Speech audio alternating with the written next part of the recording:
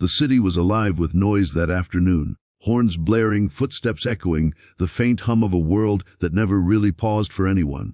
Yet for a girl named Marina, everything had already stopped.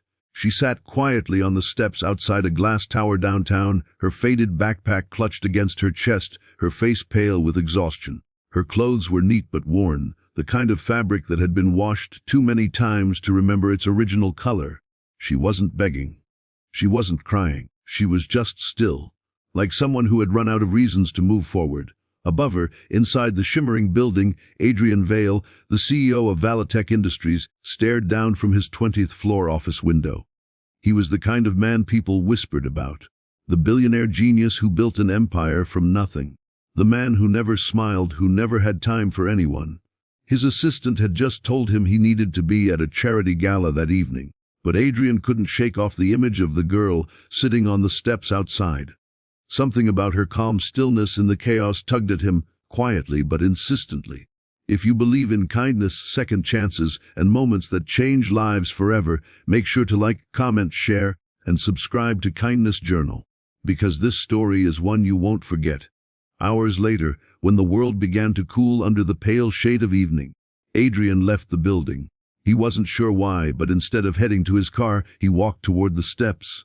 Marina was still there, her eyes blank but not hopeless, just tired in a way he didn't understand. He stopped in front of her, and for a long moment neither spoke.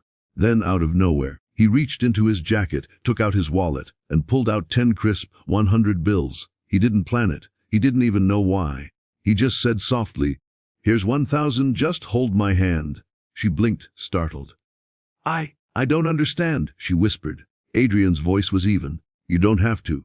Just sit with me. Pretend I'm not alone." So, under the soft glow of the setting sun, a billionaire and a girl with nothing sat side by side on the cold stone steps, his hand resting awkwardly but gently over hers. For a man who had everything, Adrian Vale had never felt so human, and for a girl who had lost everything, Marina felt for the first time in a long while that she wasn't invisible. The next morning, she returned. She didn't expect him to be there, but he was. This time there was no money offered. Just 2 cups of coffee.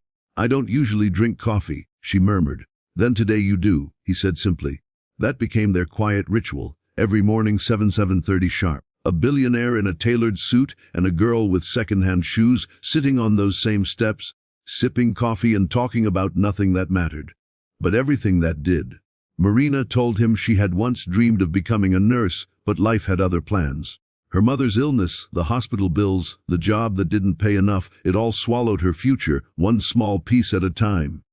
Now, she cleaned motel rooms and sometimes slept on benches when the manager didn't let her stay after hours. But she never complained. She just spoke softly, as if her pain didn't deserve to take up space in the world. Adrian never shared much about himself, but something inside him cracked open with every word she spoke. For years he had buried himself in work after losing his wife in an accident. He had shut out friends, family, even his own emotions. People saw his power, his empire, but no one saw the grief he carried like a shadow. And somehow, in Marina's quiet presence, the noise inside him began to fade. Days turned into weeks. The morning coffee on the steps became their small sanctuary.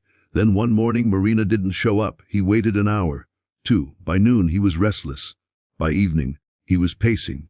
It was ridiculous, he told himself. She was just a stranger. But the silence she left behind was louder than anything he'd felt in years. The next day, Adrian asked his driver to circle the city. He didn't even know what he was looking for. Just a familiar face in a crowd that never stopped moving.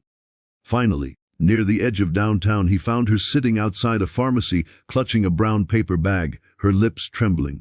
When she saw him, her eyes widened in disbelief. "You shouldn't have come here," she said quietly. "I didn't want you to see me like this." Inside the bag were cheap painkillers and cough medicine. She looked pale, weaker than before. Adrian sat beside her on the pavement.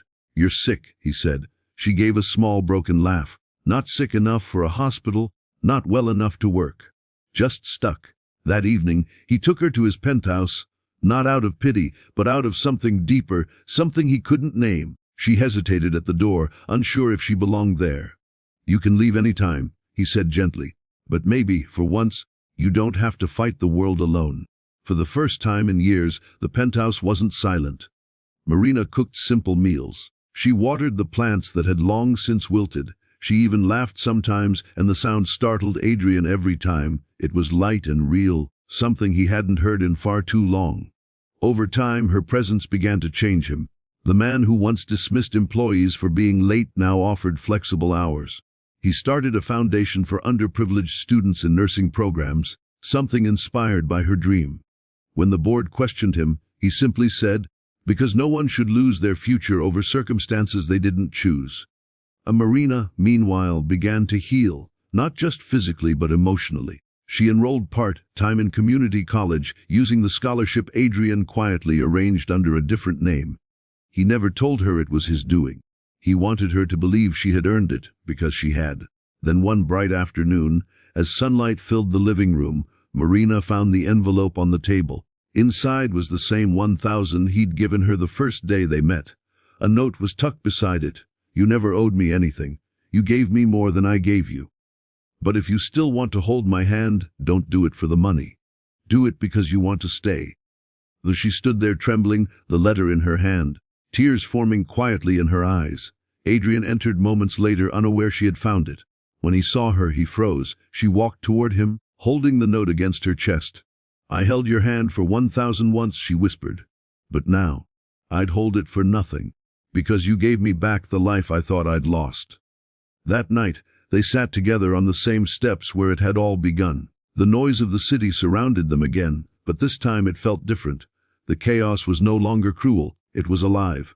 People walked past, unaware that the richest man in the city and the girl who once had nothing were sitting shoulder to shoulder, two souls quietly rewriting their destinies. Adrian looked at her and said softly, "Funny, isn't it? I thought I was saving you." Marina smiled through tears. "Maybe we saved each other."